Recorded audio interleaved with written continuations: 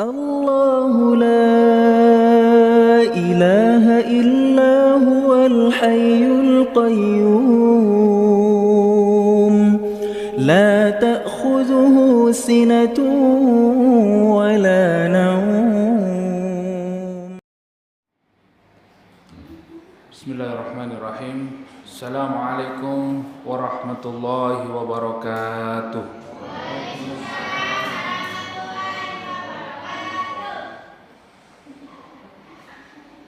Alhamdulillah, wassalatu wassalamu ala rasulillah wa ala alihi wa ashabihi wa mawalah. La hawla wa la quwwata illa billah. Allahumma la sahla illa ma ja'altahu sahla wa anta taj'alul hasna idha syi'ta sahla. Allahumma inna nas'aluka ilman nafi'an wa rizqan thayyiban wa amalan mutaqabbalan, amma ba'du.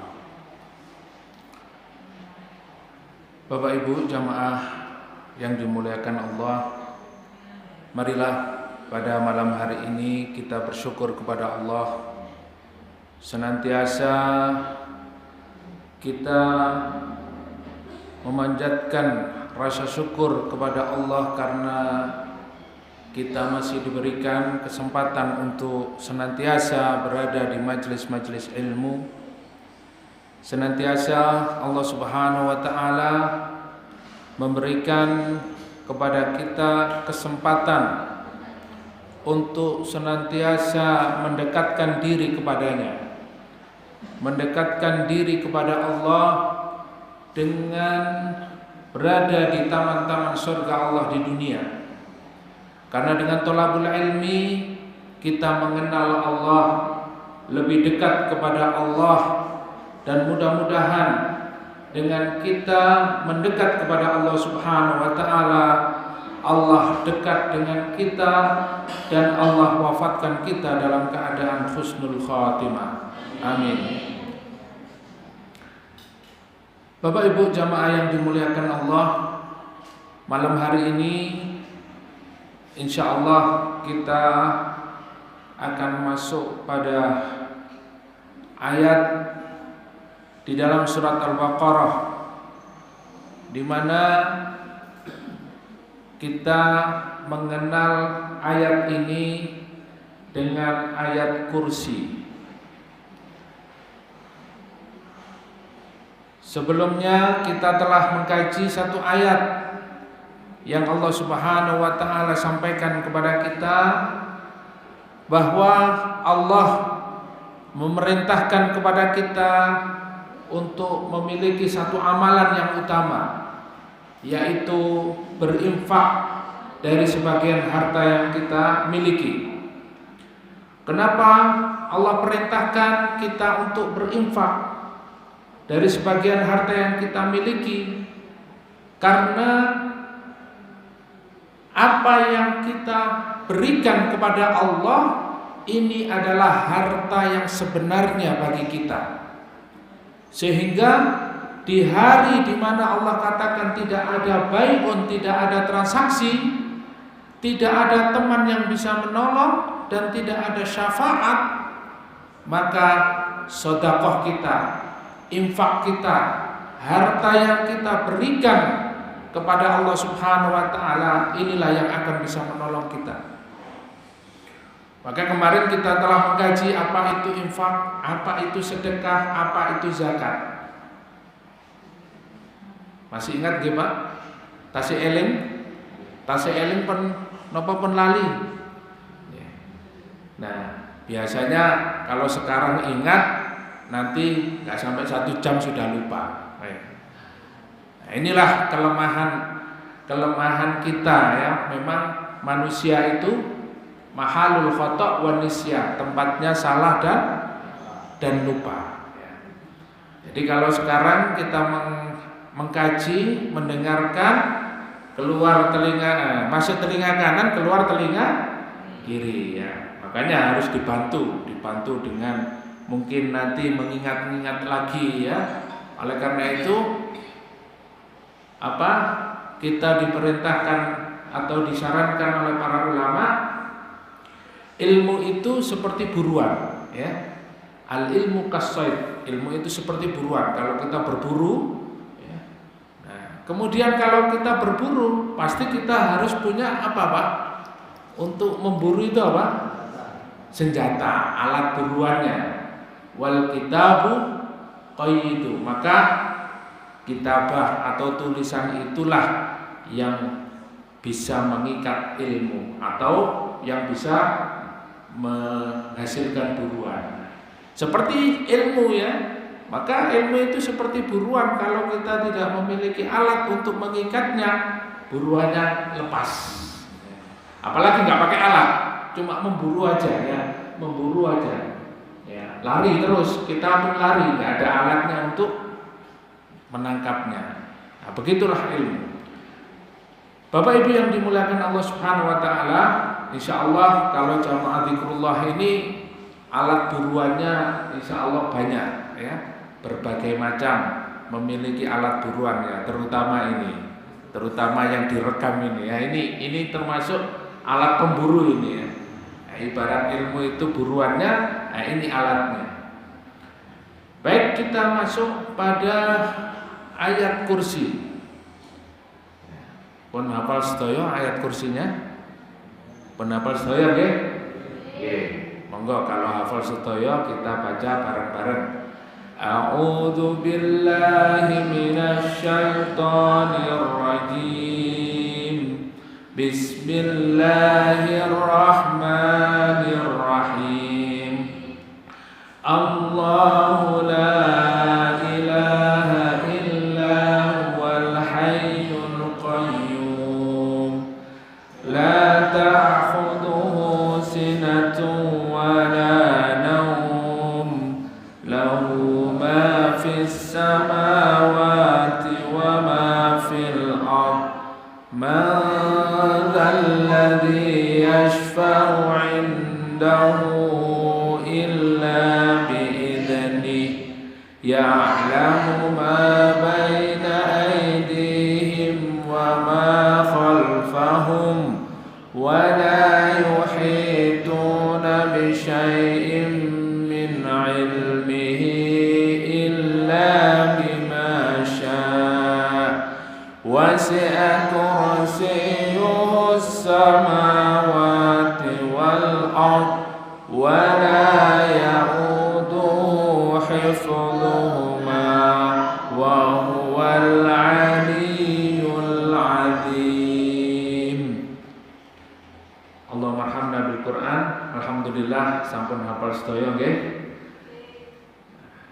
Kita malam hari ini mengkaji ayat kursi, di mana ayat kursi ini sebagaimana Imam Ahmad mengatakan di dalam ayat kursi ini dimulai dengan lafaz apa? Dengan lafaz Allah.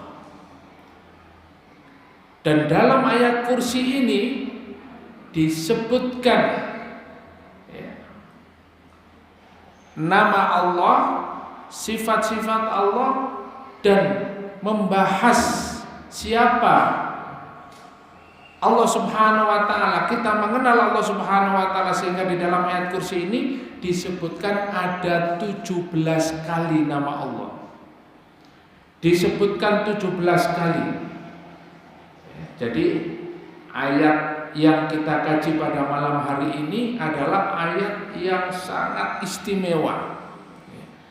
Sehingga seorang sahabat ditanya oleh Rasulullah SAW,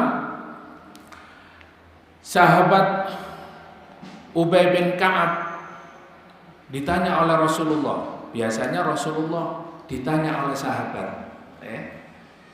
Jadi kalau sahabat bertanya kepada Rasulullah itu tentang sesuatu yang tidak diketahui oleh mereka. Mereka ingin mengetahui sesuatu. Pada ayat ini Rasulullah bertanya kepada sahabat Ubay bin Ka'ab, ayu ayatin fi kitabillahi a'zam. Wahai Ubay, apa ayat yang ada di dalam Al-Quran yang paling utama. Yang paling utama. Qala Allahu wa rasuluhu a'lam. Ubay bin Ka'ab menjawab, Allah dan Rasulnya yang tahu. Faraddadaha miraran, sampai Rasulullah itu mengulang-ulang pertanyaan kepada Ubay bin Ka'ab. Ayu ayatin fi kitabillahi a'dham. Ayat apa yang ada di dalam Al-Quran yang paling istimewa? Diulang-ulang. Summa qala, kemudian Ubay bin Ka'ab berkata, ayatul kursi. Maka dijawab oleh sahabat Ubay bin Ka'ab bahwa ayat yang paling istimewa di dalam Al-Quran itu adalah ayat kursi. Maka qala Rasulullah bersabda, liyahnikal ilmu abal mundir walladhi nafsi biyadihi inna laha lisanan wa syafataini taqdusul malaku inda sakil arsh. Maka seketika itu Rasulullah mengatakan kepada sahabat Ubay bin Ka'ab, wahai Ubay bin Ka'ab, semoga ilmu kamu mulia, ilmu kamu bermanfaat. Apa yang keluar dari lisanmu itu adalah lisan yang senantiasa menyucikan Allah Subhanahu wa taala. Lisan yang senantiasa mengagungkan Allah Subhanahu wa taala. Artinya apa? Benar apa yang kamu katakan. Nah, maka di dalam riwayat yang lain disebutkan bahwa ayat kursi ini adalah ayat yang paling istimewa yang ada di dalam surat Al-Baqarah. Maka sayyidus surah, ada penghulu daripada surat yang ada di dalam Quran. Di dalam sebuah riwayat disebutkan sayyidul kalam Al-Quran. Sebaik-baik kalam itu adalah Al-Quran. Kemudian sayyidul Quran suratul Baqarah. Penghulunya Al-Quran itu adalah surat Al-Baqarah. Wa sayyidul Baqarah ayatul kursi. Jadi Masya Allah, keistimewaan ayat kursi ini disebutkan juga. Bagaimana ayat kursi ini juga la taqra'u fi buyutin, tidaklah dibaca di dalam sebuah rumah ayatul kursi, ayat kursi ya, illa ukhrijatis syayatin, kecuali apa? Setan itu akan dikeluarkan dari rumah yang dibacakan ayat kursi. Rumah saya sudah saya bacakan ayat kursi setiap hari Ustaz, tapi masih banyak setannya. Berarti panjenengan belum yakin. Supaya yakin, hari ini, malam ini kita kaji ayat kursi, biar kita betul-betul yakin. Nah, Imam Ahmad mengatakan bahwa di dalam ayat kursi ini disebut 17 kali nama Allah. Coba kita hitung sama-sama. Yang pertama apa? Allah, satu ya. Kemudian la ilaha illallah, dua. Huwal hayyu, hayyu ya. Tiga. Al qayyum, berapa? 4. La ta'khudhuhu sinatun, ya. La ta'khudhuhu sinatun. 5. Wala naum, berapa? 6. Lahu ma fis samawati wa ma fil ard, berapa? 7. Man dalladzi yashfa'u 'indahu illa bi'idni, berapa? 8. Ya'lamu ma baina aydihim wa la yuhituna bi syai'in min ilmihi illa bima syaa, berapa? Wasi'a kursiyuhu samawati wal ard wa la ya'uduhu hifdzuhuma wa huwa al-aliyyu al-'azim. Jadi semuanya ada 17. Baik, kita kaji. Pertama adalah nama Allah. Nama Allah. Di sini disebutkan Allah. Oleh karena itu disebutkan di dalam hadis yang sudah kita jelaskan, ayu ayatin fil Qur'ani a'dzam. Allahu la ilaha illa huwal hayyul qayyum. Maka di sini Masya Allah yang pertama kali adalah Allah. Ada ayat selain ayat kursi ini yang dimulai dengan kalimat atau lafaz Allah? Ada kira-kira?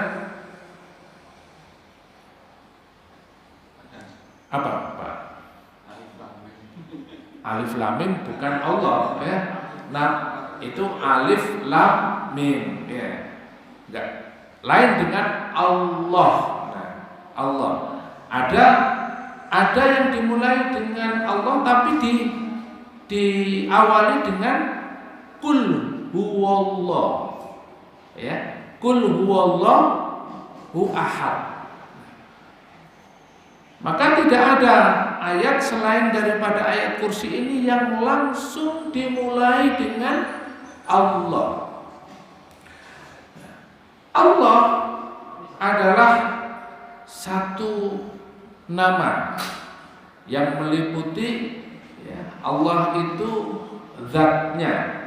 Jadi tidak ada nama Allah ini pada apapun, dan Allah tidak mengizinkan pada makhluk, pada ya, sesuatu baik makhluk hidup atau benda mati, tidak ada yang menyerupai nama Allah.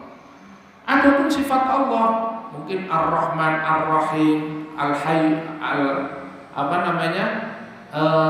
As-Sabur, Al-Kabir, banyak sifat-sifat Allah Subhanahu wa taala. Maka Allah ini memiliki nama yang terkait dengan zatnya. Jadi seperti misalnya kalau nama itu ya, panjangnya namanya siapa? Rahman. Nah, ini Rahman berarti apa namanya? Bukan kalau Rahman berarti jenengan nama Rahman itu zatnya Rahman. Tapi jenengan punya sifat, ya. Sifatnya jenengan apa biasa ya? Sabar nggih. Insya Allah sabar nggih. Nah, Mas Rahman ini punya sifat penyabar. Sayang istri nggih. Sayang istri nggih. Sayang. Nggih, sayang. Berarti penyayang, ya. Sudah sabar, penyayang, dermawan nggih. Dermawan, suka berbagi nggih. Nah, suka berbagi, dermawan. Nah, Mas Rahman ini punya nama Rahman. Ya. Beliau memiliki sifat apa? Sabar, penyayang, dermawan. Nah, jadi zatnya, sifatnya. Begitu juga dari apa yang kita pelajari hari ini, Allah Subhanahu wa taala itu namanya atau zatnya itu hanya milik Allah. Dan Allah Subhanahu wa taala tidak dimiliki oleh siapapun. La ilaha illa huwa. La ilaha illa huwa. La ilaha illa huwa artinya apa? Tidak ada ilah. Tidak ada ilah. Kalau ilah itu di terjemahan diartikan apa Pak? Bu? Tuhan. Ya. Kalau Rabbul Alamin berarti apa? Diartikan apa? Tuhan juga, ya. Jadi ilah, Rabbun ini kalau secara makna, secara bahasa dia memiliki arti sama Tuhan. Ya, kalau di terjemahan itu. Tapi ilah dengan Rabb ini memiliki perbedaan makna. Li'ila fi Quraisyin ila fihim rihlatash shita'i was-shaif. Nah, kemudian apa?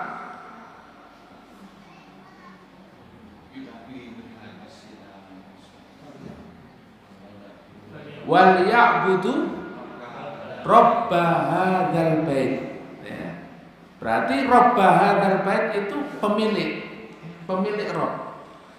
Nah, ilah ini artinya adalah Tuhan, sama dengan Rabb. Tetapi ilah ini dalam makna terkait erat dengan masalah ibadah.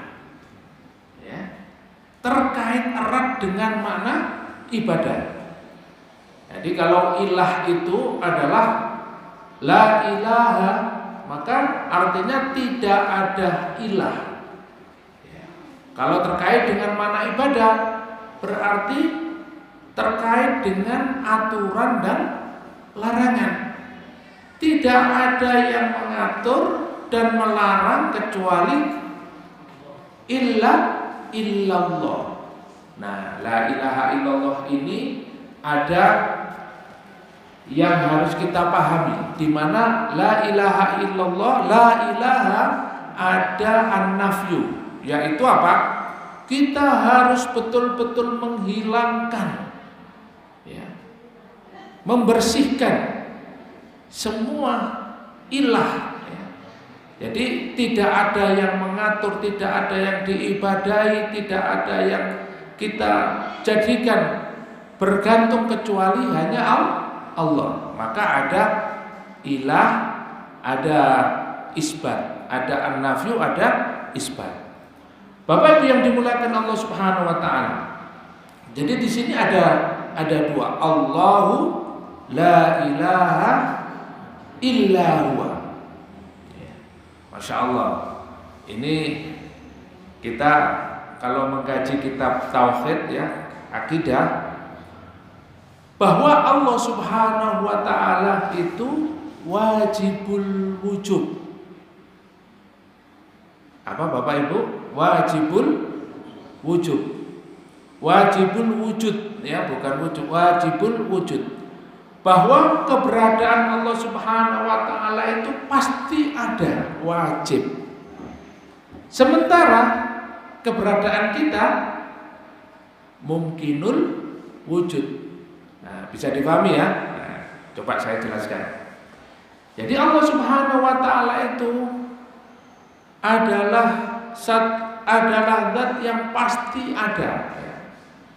Wajibul wujud. Jadi kalau kita mengatakan bahwa Allah itu ada, sehingga kalau kita mengatakan manusia itu mungkin ada, seperti kita analogikan seperti ini, ya.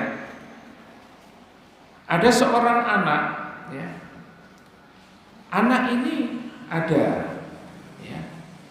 Nah, kalau kita mengatakan bahwa anak ini pasti ada, ya, maka ada seorang yang memiliki anak tanpa ada seorang ayah. Nah, ada Nabi Isa alaihissalam, itu beliau wujud tanpa seorang ayah. Berarti ada seorang anak. Bisa ada, bisa juga tidak ada. Nah, keberadaan kita juga begitu. Hari ini ada, besok bisa jadi tidak ada. Tapi Allah Subhanahu wa taala Maha sempurna. Allah Subhanahu wa taala wujud, ya. Dulu ada, sekarang ada, besok pasti ada. Nah, kalau kita mungkin, ya, Kalau manusia bisa jadi ada, bisa jadi tidak. Nah, sekarang hari ini kita ada, besok sudah tidak ada. Nah, artinya Allah Subhanahu wa Ta'ala adalah zat yang wujud. Begitu juga dengan misalnya ruang, ya.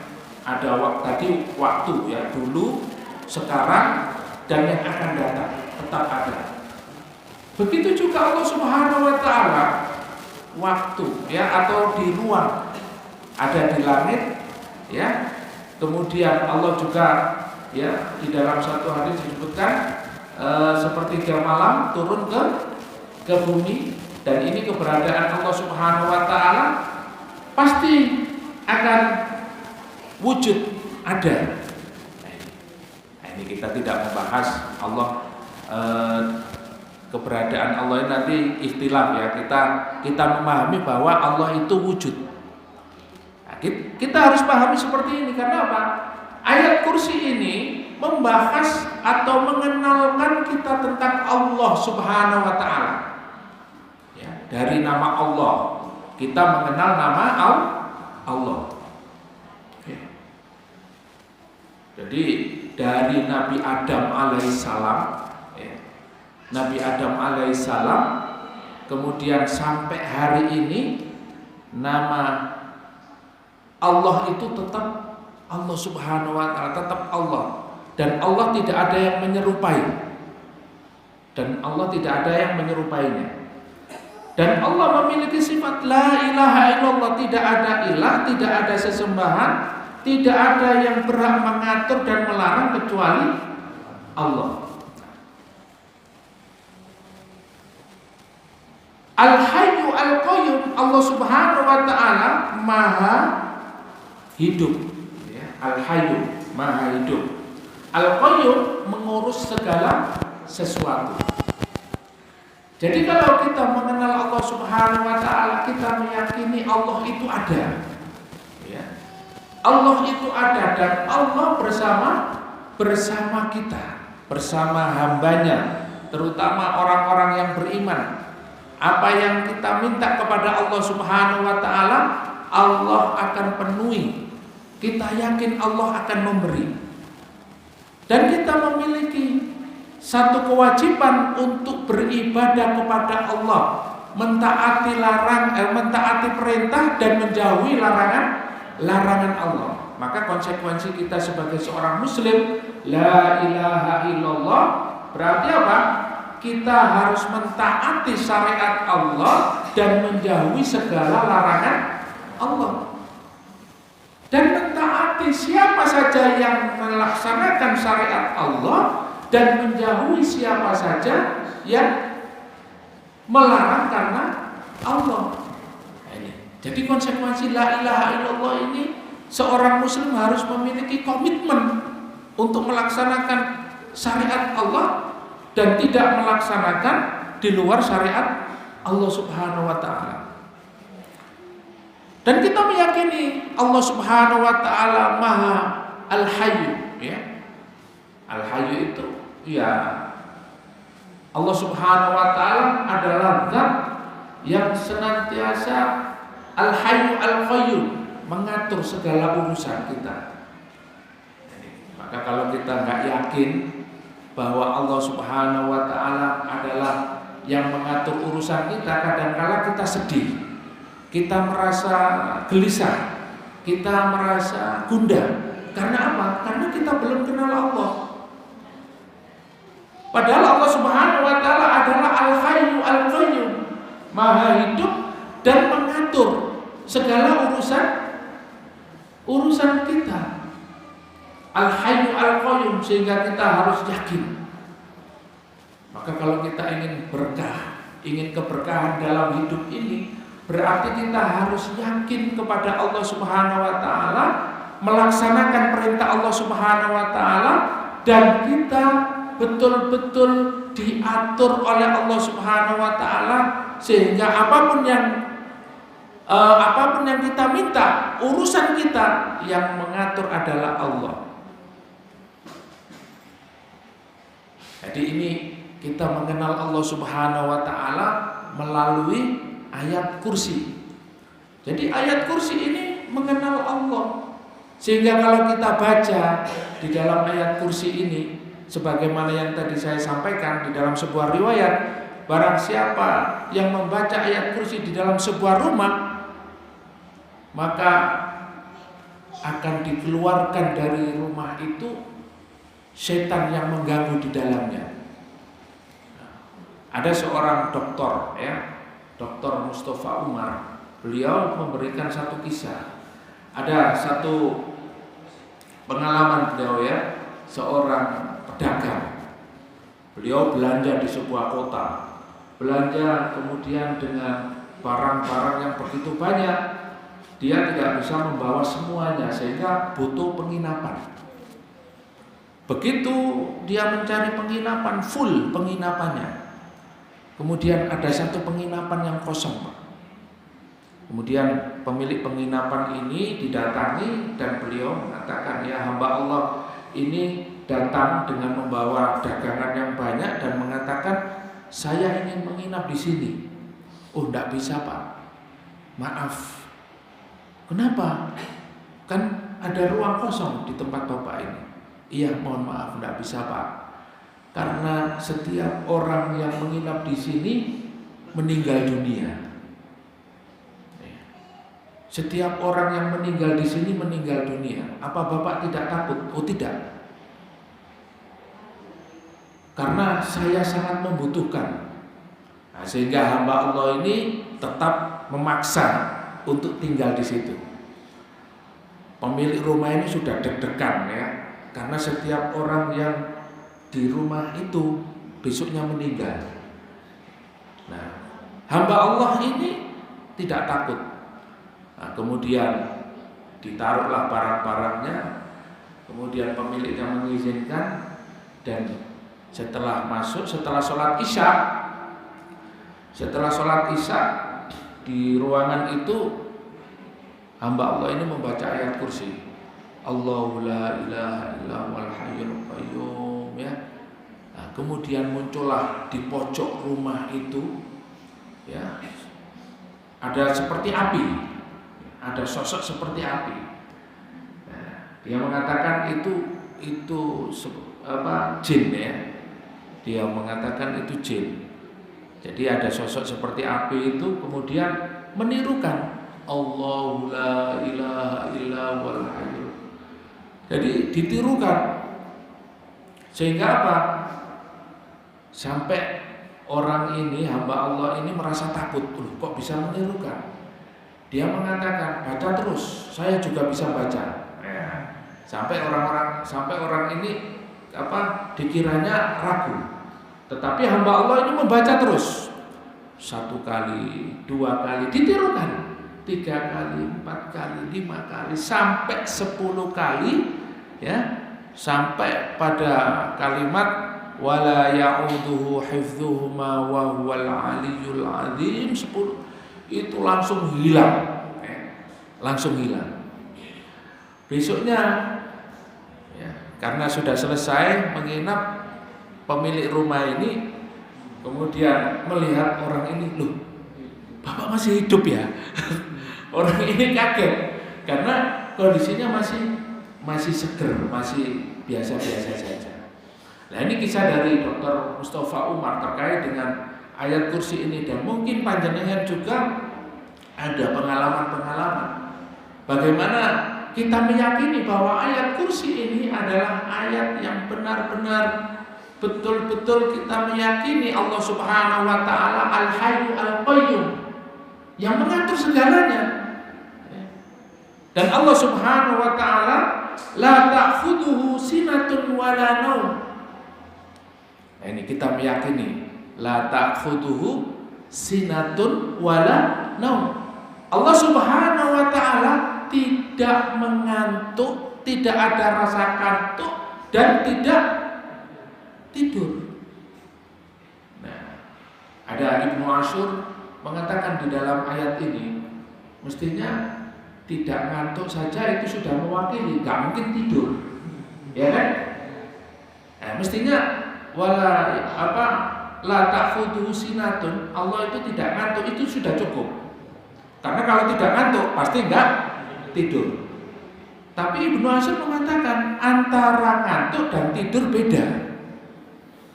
Ya, ada orang itu yang tidur enggak pakai ngantuk, langsung ya. Nah, ya kan? Ada yang orang itu cuma ngantuk aja. Enggak tidur, ya, ngantuk saja. Nah, ini. Jadi ternyata ngantuk dan tidur itu adalah makna yang berbeda. Sehingga kenapa di dalam ayat ini la ta'khudhuhu sinatun, jadi Allah Subhanahu wa taala itu tidak mengantuk, tidak ada ngantuk. Allah Subhanahu wa taala senantiasa terjaga, ya, senantiasa terjaga. Maknanya Allah itu maha sempurna, maha sempurna, tidak melewatkan sesuatu apapun, sedikit pun tidak terlewat, karena Allah tidak ngantuk. Beda dengan kita, Pak. Ya. Taklim ngantuk, baca buku ngantuk, baca Quran ngantuk, sholat ngantuk. Padahal kita ini beribadah kepada Allah, tapi pasti godaannya ngantuk. Allah tidak sedikit pun mengantuk, ya. Apalagi apa? Wala naum, dan tidak tidur. Allah maha sempurna sehingga mengetahui semua apa yang menjadi hajat kita. Apa yang kita lakukan hari ini, Allah Subhanahu wa taala mengetahui segalanya. Jadi Allah Subhanahu wa taala sama sekali tidak ada rasa kantuk seperti kita. Sehingga manusia ini ketika ngantuk, ya, apalagi dalam keadaan belajar, menuntut ilmu atau di majelis ilmu, ya, kadang-kadang karena ngantuknya itu apa yang disampaikan oleh pemateri lupa, tidak ingat. Ya, oleh karena itu al-insanu makhalul khata' wa nisyan.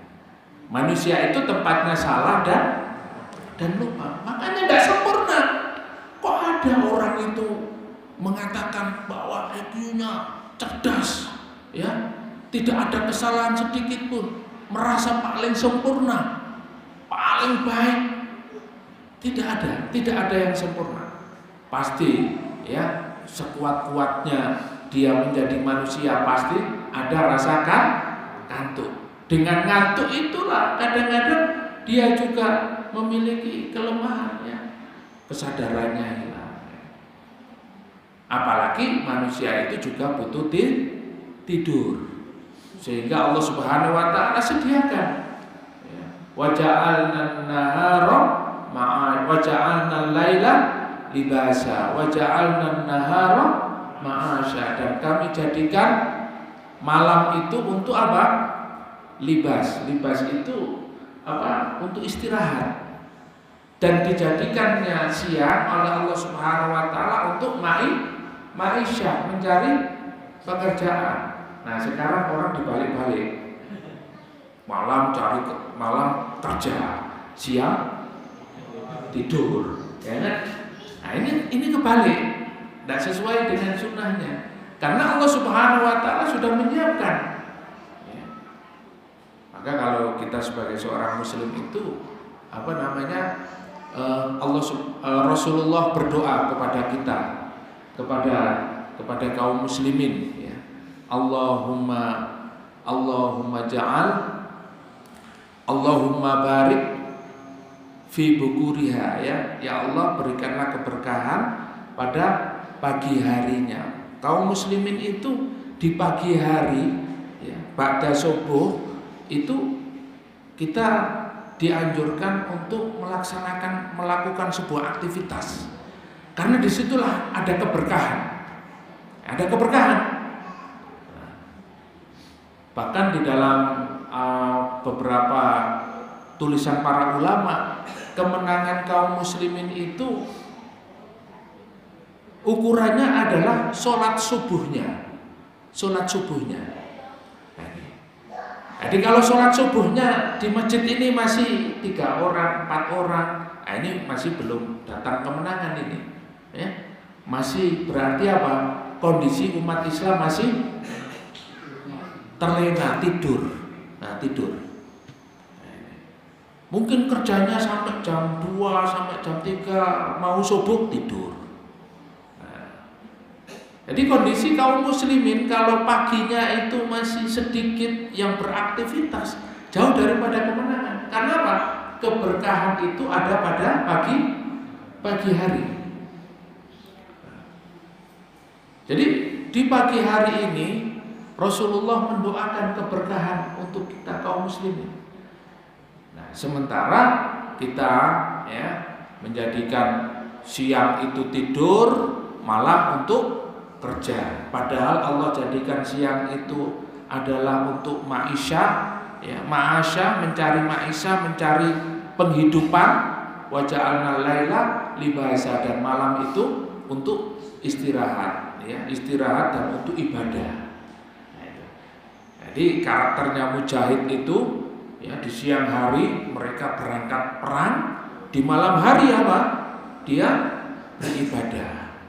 Nah, disinilah kita sebagai kaum muslimin dianjurkan untuk dekat kepada Allah Subhanahu wa taala.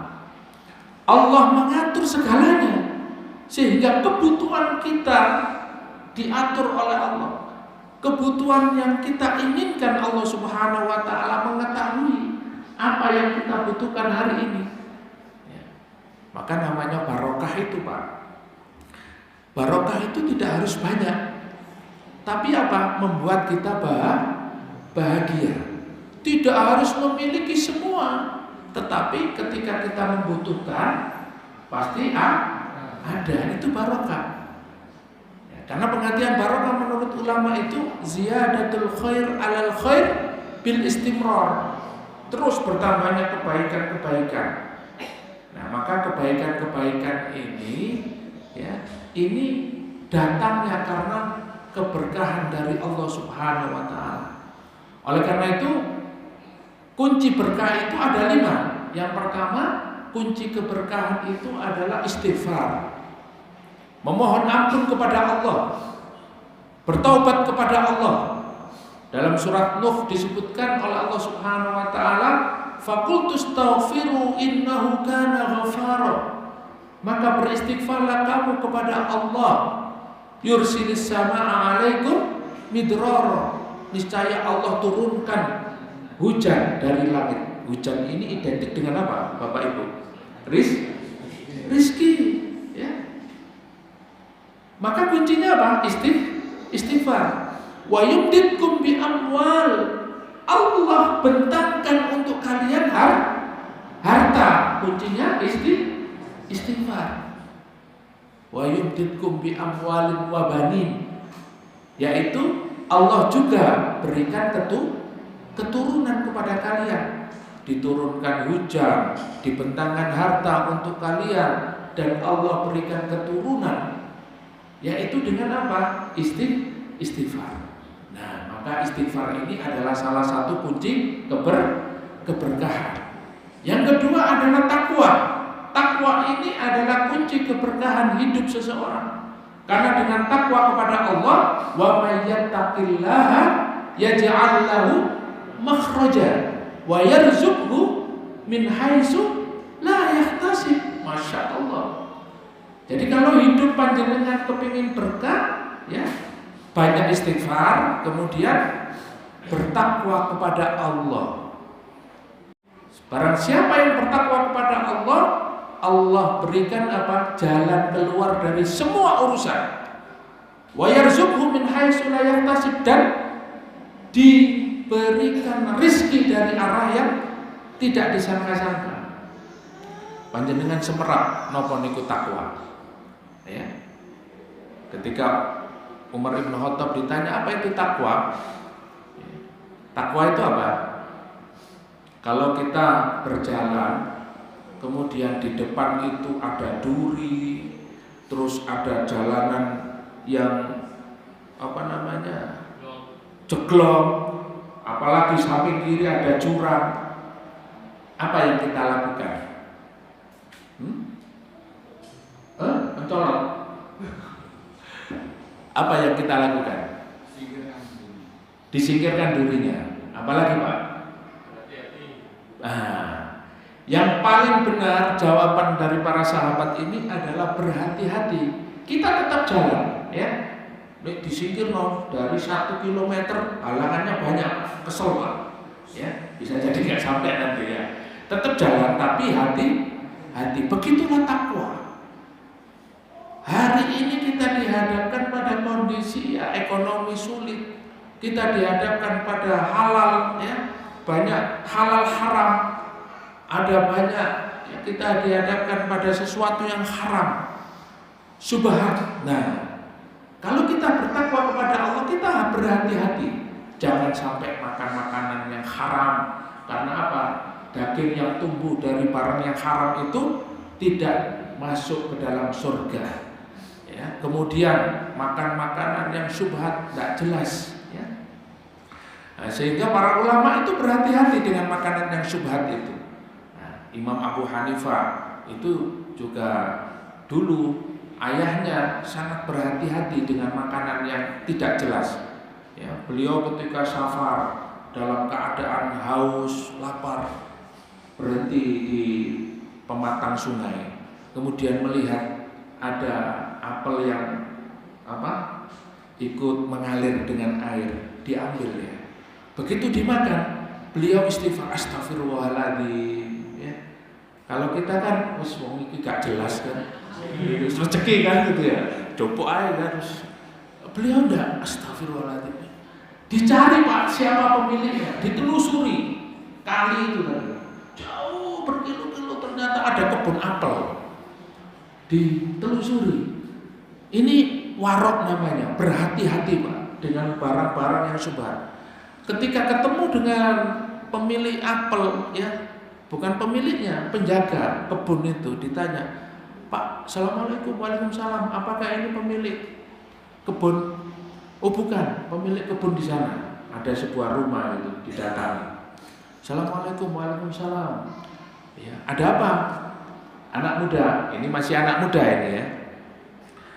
Nah kemudian ditanya, keperluannya saya kesini adalah untuk memohon kepada Bapak agar mengikhlaskan buah apel yang mengalir ikut aliran sungai ini tadi, supaya Bapak ridho, rela untuk saya makan. Apa kata orang ini? Enggak, saya enggak rela. Saya enggak rela apel saya kamu makan. Waduh, gimana Pak supaya Bapak merelakan? Saya rela apel ini ya kamu makan setelah kamu menikahi anak saya. Anak saya tuli, bisu, buta, ya, kemudian cacat. Wah, ini ujian apa lagi ini ya? Nah, akhirnya apa? Karena beliau betul-betul ingin mengharapkan keridhaan manusia tadi supaya makanan ini masuk ke dalam mulutnya tidak dalam keadaan syubhat, halalan thayyibah ya, yang berpengaruh pada dirinya dan ya pikirannya. Makanya dinikahi Pak. Qabil tu nikah wa tazwija bimarin, enggak tahu maharnya apa itu ya. Halan sah. Nah, begitu ya silakan temui anak saya. Begitu masuk, assalamualaikum, waalaikumsalam. Loh kok bisa ngomong? Kok nggak bisu ya? Terus udkhul, silakan masuk. Loh bisa melihat. Jadi bisa mendengar, bisa bicara, bisa melihat, terus berdiri Pak. Berdiri jalan menyambut beliau. Loh, kok nggak cacat? Begitu dibuka, subhanallah, jamilatun jiddan, ba'da jiddin. Nah, cantik sekali. Nah, inilah apa namanya? Allah Subhanahu wa taala mengganti kehati-hatiannya dengan luar biasa. Sehingga apa? Sehingga lahirlah seorang imam yang kita ya, yang sebagian kaum muslimin yang banyak dari mereka mengikuti beliau, yaitu beliau adalah bapaknya Imam Abu Hanifah. Maka dari sini Bapak Ibu yang dimuliakan Allah Subhanahu wa taala, kunci keberkahan itu adalah takwa. Kita hati-hati dekat kepada Allah. Kita yakin Allah Subhanahu wa taala Al-Hayyu Al-Qayyum mengatur segalanya. Ya. Kemudian yang ketiga yang pertama tadi apa? Istighfar, takwa. Yang ketiga adalah tawakal. Tawakal kepada Allah, menggantungkan semuanya kepada Allah, karena Allah yang mengurus, yang mengatur urusan kita. Kemudian yang keempat adalah bersyukur. Bersyukur ini adalah kunci keberkahan. Dan kunci kebahagiaan seorang itu hanya dua saja, syukur dan sabar. Sehingga Rasulullah mengatakan ajaban li amril mukmin. Orang mukmin itu sungguh dia sangat istimewa. Kenapa istimewa? Idza asabahu sarra syakar. Kalau dia mendapatkan kesenangan, maka dia bersyukur kepada Allah. Alhamdulillah, alhamdulillah, alhamdulillah. Kemudian wa idza asabahu dharra sabara. Kalau dia mendapatkan musibah, ujian dari Allah, dia bersabar. Masya Allah, kalau bersyukur, la in syakartum la azidannakum. Kalau bersyukur Allah akan tambah. Ya, disyukuri punya tempat meskipun kecil, alhamdulillah. Allah tambah, nanti bisa beli rumah. Ya, kendaraan yang masih biasa-biasa saja disyukuri. Begitu mendapat musibah, gak iso tuku omah, gak iso tuku mobil, gak iso tuku kendaraan, gak bisa membayar SPP-nya anak, sabar, ujian. Ya, jangan sampai terus kita langsung berpikir sesuatu yang instan. Dodol narkoba badine akeh. Nah, ini akhirnya dia tidak berhati-hati. Nah, ini gak barokah. Tapi kalau kita sabar dengan ujian-ujian itu, Allah angkat derajat kita, Allah ganti dengan yang lebih baik. Nah, jadi dengan bersyukur. Nah, yang kelima adalah keberkahan itu kuncinya ada pada sedekah. Masya Allah, yang sudah kemarin kita bahas, ya kemarin satu ayat, ya sebelum ayat kursi, Allah perintahkan agar kita mengeluarkan sebagian dari harta, ya. Di mana Allah Subhanahu Wa Taala mengatakan bahwa itu adalah harta yang sebenarnya, harta kalian yang diinfakkan. Sebagaimana Rasulullah bertanya kepada para sahabat, mana harta kalian yang kalian sukai? Harta warisan atau harta kamu? Harta warisan ya Rasulullah. Rasulullah tersenyum. Ya, harta warisan. Harta warisan itu semuanya akan ditinggalkan. Bahkan kalau orang itu dimakamkan, dikubur, ada gigi emasnya itu saja harus diambil. Nah, ya, harus diambil. Maknanya apa? Harta itu tidak dibawa mati, ya, harta warisan. Maka harta yang sebenarnya itu adalah harta yang kamu infakkan. Misalnya 10.000, ya kita infakkan 5.000. Nah, harta yang abadi, harta yang nanti pada hari kiamat yang akan membantu kita, di mana la bai'un wala khullah wala syafa'at, tidak ada transaksi, sudah tidak ada teman yang menolong, bahkan mungkin tidak ada syafaat, hanya harta ini, sedekah kita ini yang apa? Yang akan bisa membantu. Nah, inilah harta yang abadi, harta yang utama. Dan infak itu tidak hanya harta saja, akan tetapi apa? Pikiran kita. Kalau kita tidak punya ilmu, ya tenaga kita.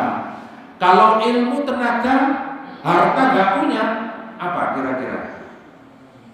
Kata Ibnu Mubarak, ya sudah, ambil kain kafan.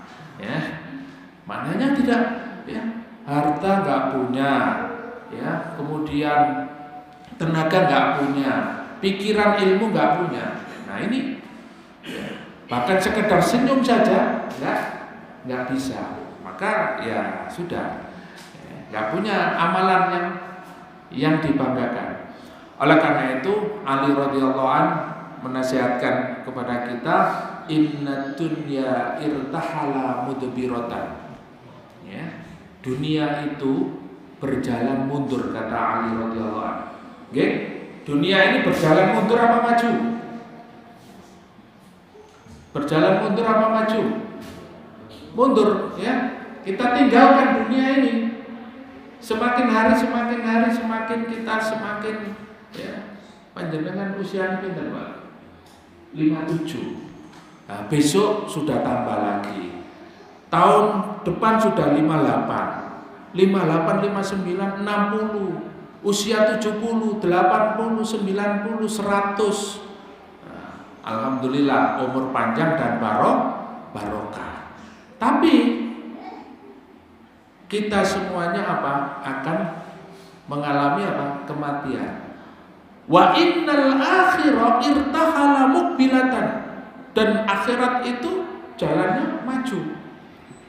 Jadi kita mencari dunia apa mencari akhirat? Wa kulluha banin. Ada orang-orang itu yang cinta akhirat, ada orang-orang yang cinta dunia. Maka Ali radhiyallahu anhu menasihatkan, kunu abna'al akhirah. Jadilah kalian itu anak-anak yang mencintai akhirat. Kenapa? Wala takunu abna'ad dunya. Jangan kamu menjadi anak-anak dunia. Jangan dunia terus, karena dunia itu akan hilang. Nah, kenapa? Innal yauma, karena innal yauma artinya di dunia ini amalun wala hisabun. Dunia ini tempatnya beramal, tidak ada hisab. Wa fil akhirah, ya. Dan di akhirat itu hisabun wala amalun. Di akhirat nanti hanya perhitungan, tidak ada amal lagi. Maka mumpung kita masih hidup, Bapak Ibu, hari ini kita diberikan Allah kesehatan, monggo diperbanyak amal. Ya, kalau kita hitung-hitungan hari ini ya, tidak kehitung, tidak bisa beramal nanti. Hitung taklim sudah diamal, oh ini masya Allah, saya sudah dapat surga ini. Besok ya ada sedekah ngasih makan Jumat berkah, wah ini sudah dihitung. Ya, begitu sudah ngitung dapat banyak, terus hatinya sudah tercemari dengan apa? Tidak ikhlas, ujub. Ya, aku lu wis sedekah, wis taklim, wis salat, nah akhirnya apa? Hilanglah amal-amalnya. Nah, maka kita perbanyak terus amalan-amalan. Mana amalan kita yang nanti menjadi penolong di hadapan Allah Subhanahu wa taala. Lahu ma fis samawati wa fil ard. Allah Subhanahu wa taala yang memiliki apa yang ada di langit dan apa yang ada di bumi. Artinya Allah menguasai. Panjenengan tahu enggak apa yang ada di langit? Siapa yang pernah ke langit, naik ke langit? Ya. Kalau toh kita mengetahui langit hanya sebatas ini, kita memahami atau melihat langit lapisan pertama. Karena langit Allah Subhanahu wa taala sebutkan langit itu ada berapa? Sab'a samawatin tibaqa. Langit itu ya Allah sebutkan ada 7 lapis. Nah, panjenengan sudah naik ke lapis pertama, lapis kedua, lapis ketiga dereng. Nah, di atas langit yang ke-7 ada arsy. Ada arsy. Loh kok tahu Ustaz? Ya itu kita mengetahui dari apa yang diberitahukan Allah Subhanahu wa taala di dalam Al-Qur'an. Artinya apa? Semua yang ada di langit, ada malaikat, ya. Apapun yang berada di langit, semuanya itu adalah atas kekuasaan Allah Subhanahu wa taala. Kemudian di bumi, panjenengan tahu apa yang ada di dalam bumi? Ya. Dan di bumi itu juga ada 7 lapis. Sehingga Kita meyakini lahu ma fis samawati wa ma fil ard, semua yang ada di langit dan di bumi ini adalah milik Allah. Allah yang menguasai. Jadi kalau toh ada sesuatu yang membahayakan kita, ada sesuatu yang mengkhawatirkan kita, kita kembalikan kepada Allah. Karena Allah yang menguasai yang ada di langit dan di bumi ini. Nah, sehingga di dalam ayat kursi ini mengajarkan kepada kita nggak usah khawatir. Apa yang ada di langit dan di bumi ini dikuasai oleh Allah dan atas kekuasaan Allah. Allah yang mengaturnya. Allah yang akan memberikan keadaan kita aman, tenang, ditolong oleh Allah Subhanahu wa taala, dikondisikan. Langit dan bumi ini diatur oleh Allah Subhanahu wa taala. Man dzalladzi yashfa'u indahu illa bi'idznih. Dan Allah Subhanahu wa taala yang mengizinkan siapa saja yang mendapatkan syafaat. Allah yang memberikan izin. Jadi kalau kita berbicara atau mengkaji tentang syafaat itu, ada syafaat dari siapa? Rasulullah Sallallahu Alaihi Wasallam.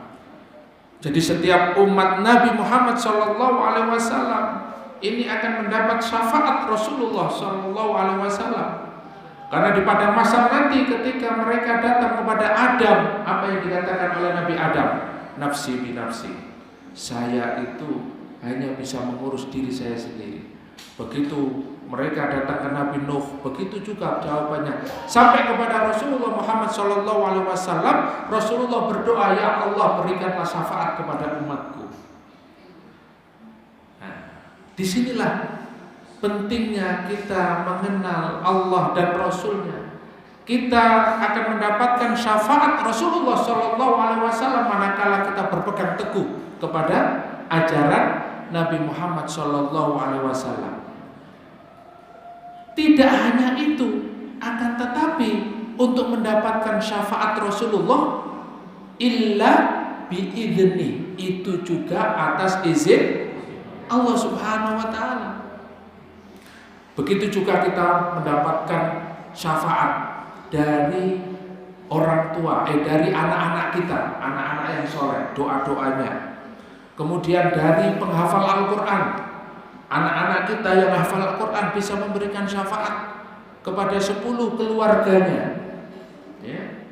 Dan nanti akan memakaikan mahkota ketika di hari kiamat nanti kita akan mendapatkan mahkota dari anak-anak kita dan mendapatkan syafaat dari orang yang sudah mati syahid. Nah, syafaat-syafaat ini tidak akan bisa kita terima melainkan atas izin Allah Subhanahu wa taala. Maka kita harus berusaha sehingga kita meyakini Allah Subhanahu wa taala yang menentukan segala sesuatunya.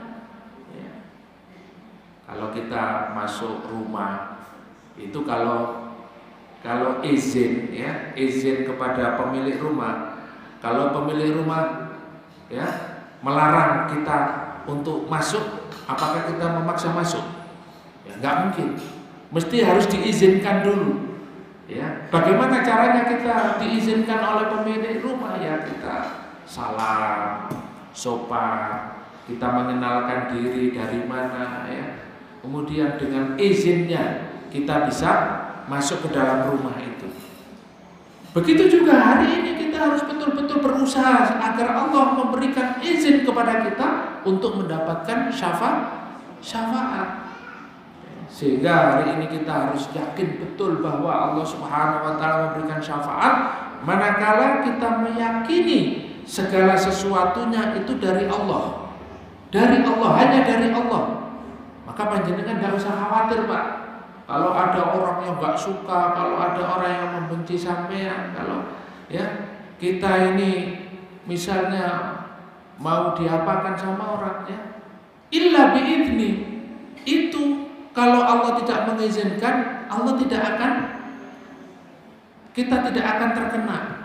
apapun rencana mereka. Tetapi kita berusaha bagaimana agar Allah Subhanahu wa taala ya, memberikan yang terbaik untuk kita.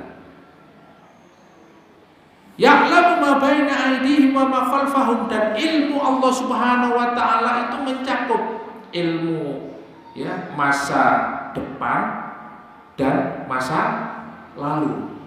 Itu hanya Allah yang tahu. Kalau kita ini Pak ilmunya terbatas ya. Ini aja kalau kita taklim malam ini dari jam berapa tadi, nanti pulang sudah lupa. Apalagi nanti kalau sudah kopinya keluar, sotonya apa rawonnya keluar, terus gak eling maneh. Ya eling rawon iki. Wah, enak iki ya. Sing ngaji sak jam mau wis lali kabeh. Ilmu Allah Subhanahu wa taala tidak luput. Dan ilmu Allah Subhanahu wa taala meliputi ma baina aydihim wa ma khalfahum. Apa yang hari ini ada pada kita ini Allah tahu, Allah mengetahui. Dan yang dulu-dulu Allah juga mengetahuinya. Jadi ilmu Allah Subhanahu wa taala ini sangat luas dan sempurna dibandingkan dengan ilmu kita. Wala yuhituna bi syai'in min ilmihi illa bima syaa. Wasi'a kursiyyuhu samawati wal ardh wala ya'uduhu hifdzuhuma wa huwal 'aliyyul 'azim. Bapak Ibu yang dimuliakan Allah Subhanahu wa taala, insyaallah untuk selanjutnya kita akan sambung pada pertemuan yang akan datang karena ada satu penjelasan di mana di sini adalah ayat kursi. Maka apa itu kursi? Insyaallah pada pertemuan yang akan datang kita akan mengkajinya kembali. Mudah-mudahan apa yang kita kaji pada malam hari ini bermanfaat untuk kita, dan mudah-mudahan Allah Subhanahu wa taala memberikan kita keteguhan istiqomah untuk mendapatkan keberkahan dari semua kehidupan aktivitas yang kita lakukan, dan mudah-mudahan kita berdoa kepada Allah wafatkan kita dalam keadaan husnul khatimah. Amin amin ya rabbal alamin. Mari kita akhiri kajian kita pada malam hari ini dengan hamdalah dan kafaratul majlis. Alhamdulillahirabbil alamin. Subhanakallahumma wa bihamdika asyhadu an la ilaha illa anta astaghfiruka wa atubu ilaik. Kurang lebihnya mohon maaf. Akhiru da'wana alhamdulillah. Wassalamualaikum warahmatullahi wabarakatuh.